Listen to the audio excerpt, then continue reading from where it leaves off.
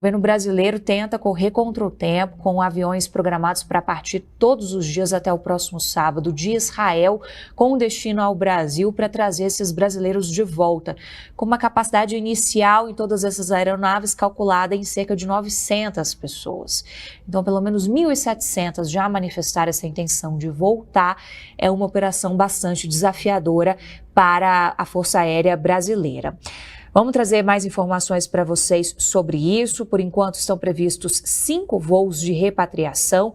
2 já partiram do Brasil para Tel Aviv, um deles ontem mesmo, com médicos e psicólogos a bordo, justamente uma equipe de saúde para atender esses brasileiros repatriados, né? O primeiro avião, gente, deve chegar lá em Tel Aviv ainda nesta terça-feira. Nosso Murilo Fagundes, que já estará com a gente, acaba de enviar informações sobre o segundo avião, que pousou agora há pouco, no horário italiano, às 8h05 da manhã. Agora há pouco, então, no nosso correspondente horário brasileiro, em Roma. É a segunda aeronave. Os aviões saem do Brasil, fazem essa parada em Roma e aguardam autorização para seguir para Tel Aviv. É uma missão para resgatar brasileiros em território afetado por todos os acontecimentos recentes entre Israel e Palestina. Bom, uma primeira aeronave, partiu de Brasília rumo a Tel Aviv ontem à tarde para evitar riscos de se tornar alvos de ataques e bombardeios. A estimativa é que o governo permaneça por apenas 3 horas em solo israelense. Essa aeronave tem capacidade para 238 pessoas e está equipada para atendimentos de saúde de alta complexidade.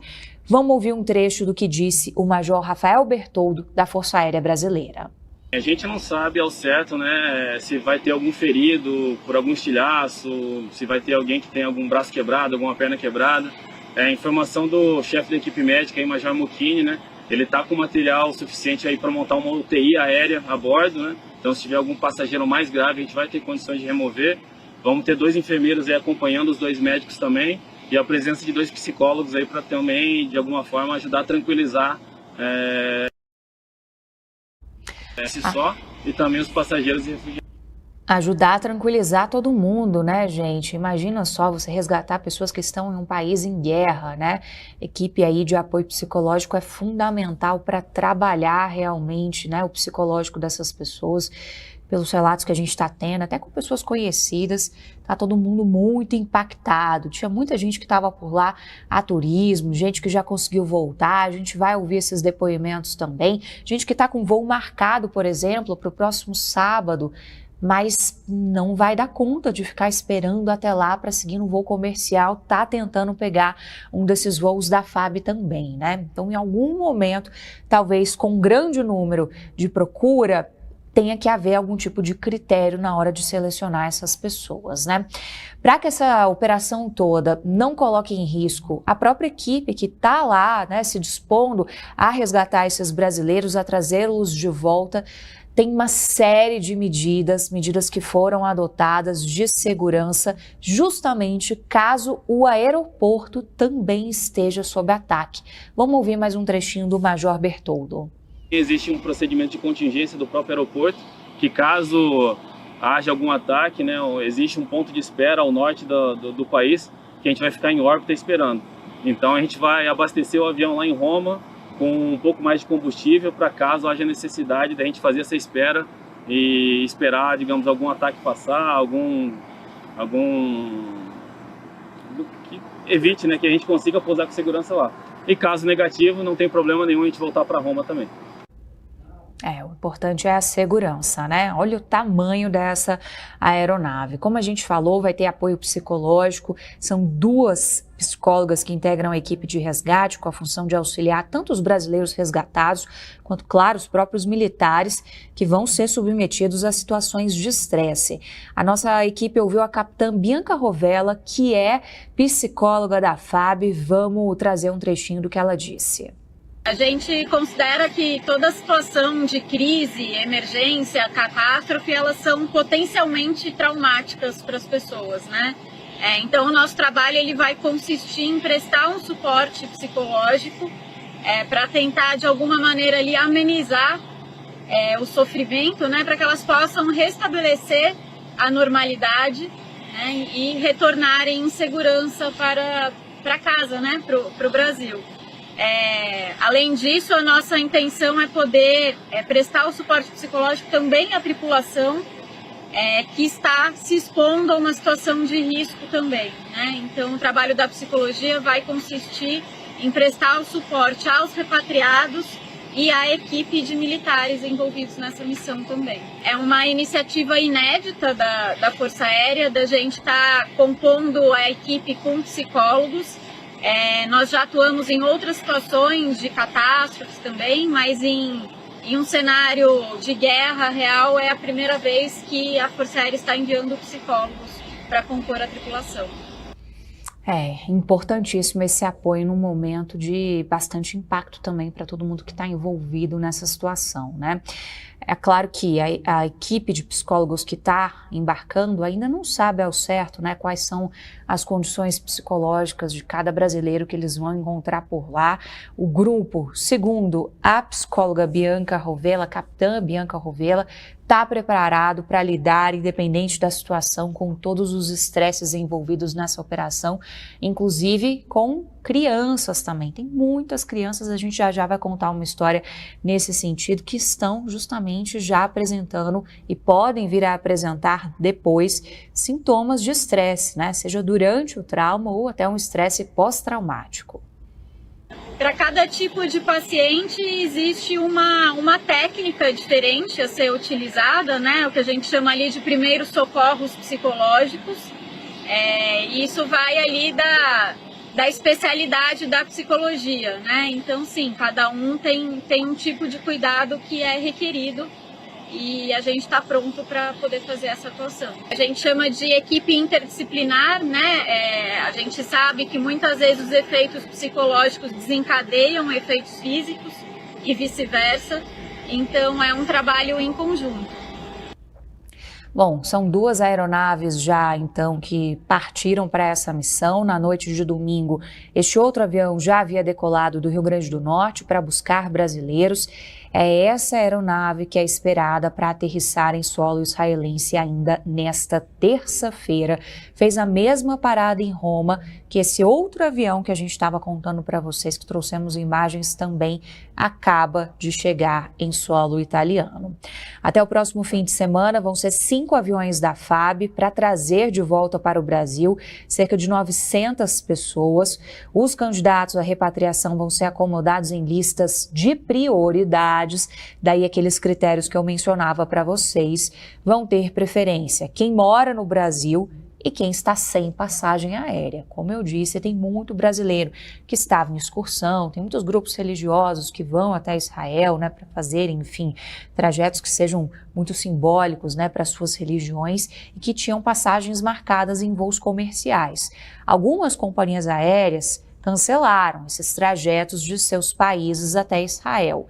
No caso das companhias que fazem o trajeto até o Brasil, até a última informação que a gente tem é que há muitos voos que ainda estão ali conforme o planejamento. Então é uma situação para ser acompanhada muito bem de perto, como vai contar para a gente o comandante da aeronáutica, o Marcelo Damasceno. Voltando em Paz foi o nome dado à operação. Fizemos levantamento, é a maior operação de repatriação da nossa história. Tivemos a operação do Líbano, que nós usamos 2 aeronaves antigos Boeing 707, repatriamos 300 pessoas. Nós planejamos então de amanhã até sábado 5 voos. Esses voos decolarão sempre de Tel Aviv, no horário de Brasília às 12 horas e no horário de Tel Aviv 18 horas. Os 5 voos, são 4 voos com as aeronaves de grande porte, o KC-30, que é o nosso Airbus está aqui atrás, Airbus 330.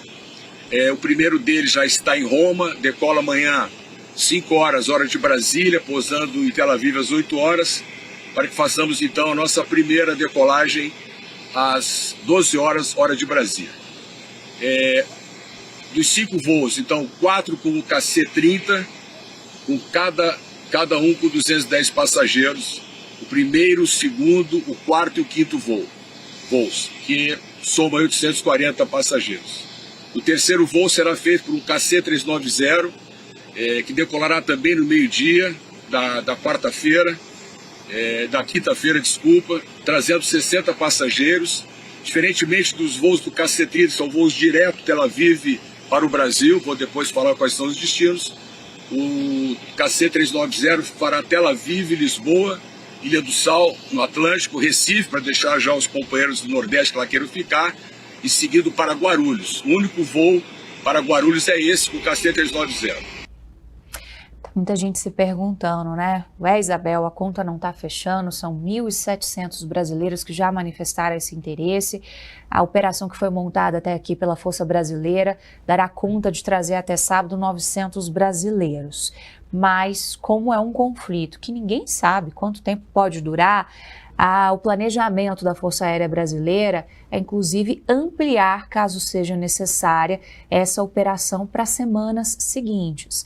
Então, o momento é justamente ir acompanhando a evolução do conflito, as questões de segurança para as equipes da Força Aérea Brasileira chegarem lá e trazerem esses brasileiros de volta com segurança. Justamente esse próximo trechinho que o Major, comandante Marcelo Damasceno, comandante da Aeronáutica, vai contar para a gente. Estamos analisando outras opções também, mas considerando a operação da Força Aérea, nós entendemos que a cada 5 dias podemos repatriar 900 pessoas, o que é um número bastante elevado, em tão curto espaço de tempo, uma distância tão longa que é um voo de 13 a 14 horas. Né?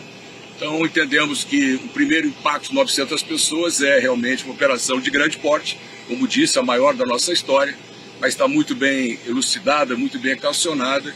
Esperamos que até próximo sábado à noite nós já estejamos aqui no Brasil com 900 pessoas, brasileiros ou não, tem parentes que não são brasileiros, mas estarão muito bem-vindos. Tendo sucesso nesse primeiro pacote, é mais ou menos repetir o que nós estamos fazendo, né? Com um voo diário que conseguimos aí dar cadência às janelas de operação para outros países também, que precisam esses slots, né? Temos que nos encaixarmos nisso. Mas o importante é que nós, pela informação que eu tenho, nós somos o terceiro país, né, e o mais longo, mais distante a fazer essa operação. É uma operação importantíssima, né? Um alento para os familiares que estão aqui no Brasil, querendo se reencontrar de novo com essas pessoas que seguem lá em Israel. Vou chamar a atenção para esse número que aparece aqui na nossa tarja. Segundo cálculos do governo brasileiro, gente, são mais de 7 mil brasileiros que moram em Israel. Ali na região específica da faixa de Gaza, há um cálculo que seria de 30 a 35 pessoas. E ali, realmente, é uma região muito difícil de acesso. Então, o governo brasileiro tenta montar algum tipo de estratégia para conseguir fazer com que essas pessoas possam ir para regiões vizinhas, até mesmo outros países, para tentar trazer essas pessoas de volta também em segurança. A gente vai trazer mais um trecho do que disse o comandante da Aeronáutica, Marcelo Damasceno, justamente no sentido de que, neste momento, o planejamento da FAB está de olho em como seria fazer essa operação por países vizinhos, não somente pela capital Tel Aviv, lá em Israel. Então entrariam na lista Egito, a Jordânia e até mesmo o Líbano, para tentar repatriar brasileiros que estejam em situações ainda mais críticas, brasileiros que estão fora, portanto, da capital Tel Aviv. Logicamente que hoje a concentração em Tel Aviv está mais fácil, logicamente, né? Mas estamos também na expectativa de fazer a busca aos brasileiros das demais localidades, as mais conhecidas de Cisjordânia e faixa de Gaza. Deixa eu só fazer uma correção aqui. Dados do Itamaraty. Esse dado que vocês estão vendo aqui, 7 mil moram em Israel, o cálculo mais ou menos são 6 mil que moram na Palestina. Ao todo, o cálculo dos brasileiros, segundo o Itamaraty, que moram em Israel, é o dobro disso que está aqui. Vou pedir para o pessoal corrigir, são 14 mil pessoas. É uma população muito grande do Brasil lá em Israel, portanto. Muitos têm dupla nacionalidade, a exemplo do que a gente te contou sobre os brasileiros que estão desaparecidos, todos com dupla nacionalidade. E aí, até agora, quem já conseguiu contato com o governo brasileiro e preencheu aquele formulário para manifestar o interesse de voltar, essa lista tem 1.700 pessoas. A gente vai trazer o depoimento agora da Lu Alves. Ela passeava pelo país quando os ataques todos começaram. Mas a Lu contou com a sorte, porque ela já tinha um agendamento num voo comercial para voltar para o Brasil. Então está de volta a Brasília. Ela mora aqui na capital federal em total segurança. Ela conseguiu embarcar no aeroporto de Tel Aviv na madrugada de sábado para domingo. Então 24 horas depois que toda essa loucura recomeçou ali no país. Vamos escutar o que ela contou para a nossa equipe. Daqui do aeroporto a gente consegue ouvir alguns barulhos e eventualmente algum alerta. É uma situação complicada, o aeroporto está assim, cheio de pessoas e, enfim, estamos aguardando e tentando manter a calma. Olha só, gente, localizar aqui essa cena então. Isso é justamente na madrugada de sábado para domingo. Ela chegou até um pouco antes lá no terminal de Tel Aviv e estava esse caos, o aeroporto lotado. As informações que a gente tem acesso dão conta de que continua esse caos. Muita gente lotando o aeroporto na tentativa de sair do país o quanto antes. E gente de diversos países, né? A Lu, a notícia boa, que já está de volta então ao Brasil e aí sim conversou com a nossa reportagem. Olha só o que ela contou. A gente saiu dali com o coração assim aliviado de já não estarmos ali, mas ao mesmo tempo com o coração apreensivo pelos que ficam, tanto as pessoas que a gente conhece, quanto todos os moradores, independente do lado que esteja, né, gente? Ninguém merece passar por uma guerra. Realmente é uma situação muito alarmante. Que bom, né? Que deu tempo deles escaparem disso, contaram com a sorte de ter um voo comercial que não precisou ser cancelado, né? Não passaram por esse estresse e conseguiram voltar em segurança. Mas tem brasileiros que seguem por lá e seguem amedrontados diante do inesperado e diante de não saber de fato onde que tudo isso vai dar, se essa escalada do conflito vai continuar ou não. A gente ouviu nossa colega, jornalista brasileira Carolina Rizzo. Ela mora em Tel Aviv já há muitos anos com o marido. Os dois têm 2 filhinhos pequenos e estão tentando voltar ao Brasil. E aí, gente, outra questão que a gente às vezes não pensa inicialmente, mas essas pessoas têm toda uma vida construída por lá. E essa vida inclui outros membros da família que de praxe, assim, em primeiro momento, não estariam autorizados a viajar. No caso da família da Carol, são 3 gatinhos que ela está tentando trazer. Ela gravou um vídeo especial aqui para o Brasil agora e conta como que ela e a família têm passado os dias no país. Eu moro aqui em Tel Aviv com meu marido e os meus 2 filhos pequenos. Estamos bem angustiados com essa situação toda que está acontecendo aqui perto da gente. Já tivemos que lidar com as sirenes antimíssil e ter que correr para o abrigo antibomba que tem aqui em casa. A gente olha aqui pela varanda e vê as ruas desertas, né, de um jeito que a gente nunca tinha visto. A gente não pode sair de casa, a gente tem que ficar se mantendo protegido aqui, ainda mais com 2 crianças pequenas que não podem ir para um parquinho, não podem ir para a escola, que não estão entendendo nada, que vem que a gente está estressado, angustiado, né? E a gente tenta tranquilizá-los, mas é difícil, porque você não sabe o que vai acontecer. A gente está aqui acompanhando notícia freneticamente, né, para saber se está sob controle, se está fugindo do controle, aqui nessa contraofensiva aí de Israel. E é meio angustiante. A gente já se inscreveu, a gente está na lista de espera da FAB para poder pegar um dos próximos voos, né, para o Brasil. A gente não encontra mais, não tem muita oferta de voos, muitas operadoras aí estão cancelando, então a gente acha que é uma oportunidade de sair enquanto há tempo. A gente tem medo de que isso escale, a gente não sabe, é uma loteria, pode ser que Israel consiga controlar rapidamente, pode ser que não, então a gente não quer pagar para ver, a gente prefere passar um tempo no Brasil com a nossa família, né, com as crianças em segurança, então a gente está aqui nesse desespero, agora só tentando resolver questões burocráticas, torcendo para que a FAB não exija na hora do embarque um documento para que a gente leve, né, nossos 3 gatos, porque a gente teria que ir para o Ministério da Agricultura daqui, no procedimento padrão, pedir um documento que demora em média 5 dias para ficar pronto. Então a gente não está podendo nem sair de casa, quanto mais ir para o ministério que fica longe daqui.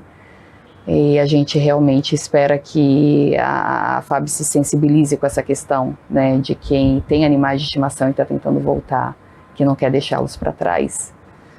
Porque a gente não vai ficar esperando cada dia de uma guerra, sabe? É um dia precioso que você poderia estar usando para, né, para se proteger, para tentar ir para longe. Então, a gente não quer perder esse tempo tentando ir atrás de documentos. Então, a gente está um pouco angustiado com isso, com essa situação, mas espero que haja essa sensibilidade, assim como houve no caso dos brasileiros também da Ucrânia, né, que passaram por uma situação também semelhante de fuga e com pets e tudo. Mas, de qualquer forma, a gente está bem, a gente está seguro, estamos em casa e tentando fugir daqui o mais rapidamente possível. Carol, a gente está com um pensamento aí em vocês. Obrigada por compartilhar o relato com a gente. Estou acompanhando a situação da Carol desde o sábado, quando ela já publicou imagens com os filhos num bunker. Não tem como a gente não se transportar para aquela sensação, né? Minimamente tentar se colocar num lugar e imaginar o quão impactante é viver uma situação nesse sentido, né?